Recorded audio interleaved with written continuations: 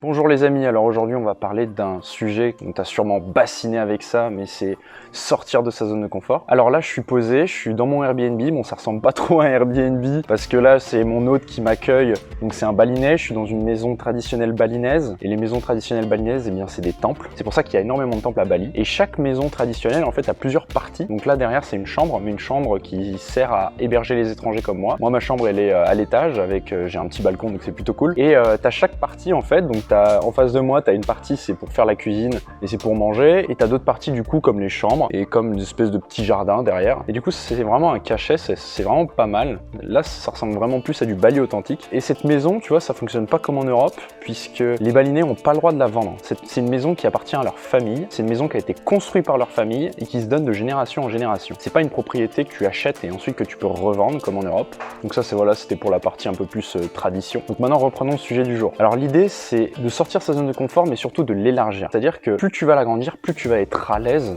dans plusieurs domaines de ta vie, et plus forcément tu vas dégager cette aura de confiance en toi, si je peux dire ça comme ça. Et tout le monde aspire justement à l'avoir, cette aura. Parce que quand tu parles à quelqu'un qui parle 3 langues, qui a fait le tour du monde, qui a entrepris, qui a monté sa boîte, forcément ça impose du respect. Et ce qui est génial avec le voyage, et notamment avec le voyage solo, parce que c'est ça la grosse différence en fait entre le voyage quand tu pars avec des potes et le voyage quand tu es seul, c'est que vraiment quand tu es seul, t'as plus aucune zone de confort, et c'est vraiment un énorme fossé, c'est un énorme gap en fait. Et c'est pour ça d'ailleurs que mon premier voyage, je l'avais fait avec des potes et que maintenant je suis parti seul. C'était l'étape nécessaire avant que je parte seul. Donc maintenant si tu pars directement seul, je te dis félicitations, parce que c'est vraiment pas quelque chose de facile, même si par exemple pour moi là maintenant ça paraît évident. Un jour avant de partir seul, même avec mon premier grand voyage, j'étais vraiment pas serein. Et donc l'idée du voyage solo, c'est vraiment de ça, c'est d'apprendre à sortir de ses zones de confort, à s'adapter perpétuellement, parce que tu vas être en mouvement, tu vas être stimulé tout le temps en fait. Tu vas avoir tout le temps des choses nouvelles, voir des choses nouvelles, tu vas te bouger tout le temps, tu vas rencontrer de nouvelles personnes, tu vas tenter de nouvelles expériences, et c'est ça qui est incroyable avec le voyage. Et le but, c'est non seulement d'élargir sa zone de confort, d'en sortir et de l'élargir, mais aussi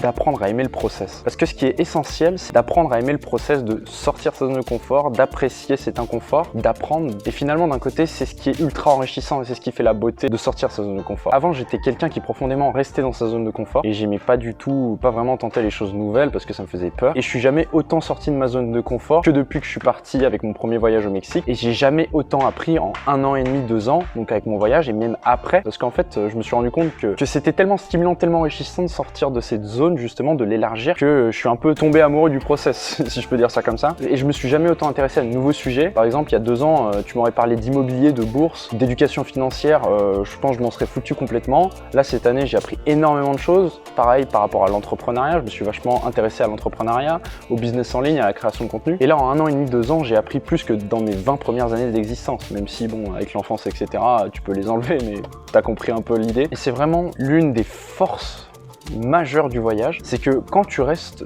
tout seul chez toi à lire des bouquins de développement personnel, à entendre qu'il faut que tu te bouges, que tu sortes de ta zone de confort, que tu passes à l'action, tu peux être motivé sur le coup, mais après ça va vite retomber et tu vas pas le faire. Et vraiment le voyage te permet d'être face à ça, de pas te laisser le choix, et du coup tu es obligé de t'adapter, parce que l'être humain est capable de s'adapter à énormément de situations, et quand tu voyages tu vas le voir, vraiment.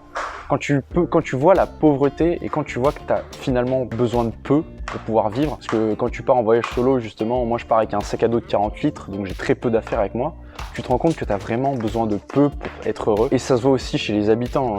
Si tu me suis, tu sais que je suis allé sur Glimeno, là-bas il n'y a absolument rien, il n'y a aucun centre commercial, il y a vraiment même très peu de magasins locaux finalement, parce que tout est produit localement, et tu vois qu'ils ont vraiment besoin de très peu, et ils sont très contents, très heureux comme ça, ils n'ont pas besoin de plus. Donc pour te résumer un petit peu le sujet, moi je suis partisan de vraiment exploser ta zone de confort d'un coup, pas d'en sortir doucement, mais vraiment de te confronter à tes peurs directement, parce que personnellement j'ai eu besoin de ça, et je pense que beaucoup de gens en ont besoin aussi. C'est un sujet que j'ai abordé aussi dans une de mes vidéos, comment prendre confiance en soi rapidement, et le but c'est de déclencher ce déclic et d'apprendre à aimer ce process, de toujours essayer de nouvelles choses et de faire des choses qui te font peur a priori. Si je te reprends mon exemple, tu vois là ça fait 3 semaines que je suis parti, la peur de parler face à une caméra j'en ai plus, la peur du voyage solo j'en ai plus, la peur, ça peut paraître tout con, mais la peur de par exemple aller manger dans un resto tout seul, bah c'est pareil, au début quand j'étais toujours à Paris il y a 3 semaines je me suis dit mais c'est what the fuck, enfin, c'est n'importe quoi. C'est super embarrassant, c'est super gênant, maintenant je m'en fous complètement. Tout ça pour dire que quand tu apprends à aimer le process, tu vas t'améliorer dans tous les pans de ta vie extrêmement rapidement et beaucoup plus vite que tu ne l'aurais jamais imaginé. Et ça, quand tu l'as vraiment compris, que tu l'as vraiment vécu, c'est tout simplement exceptionnel. Donc c'est tout ce que je voulais te partager aujourd'hui. J'espère que mon message aura résonné en toi. Toujours pareil, si tu me soutiens, abonne-toi à la chaîne, c'est ce qui m'aide le plus. Et moi je te dis à la prochaine vidéo, à demain, salut!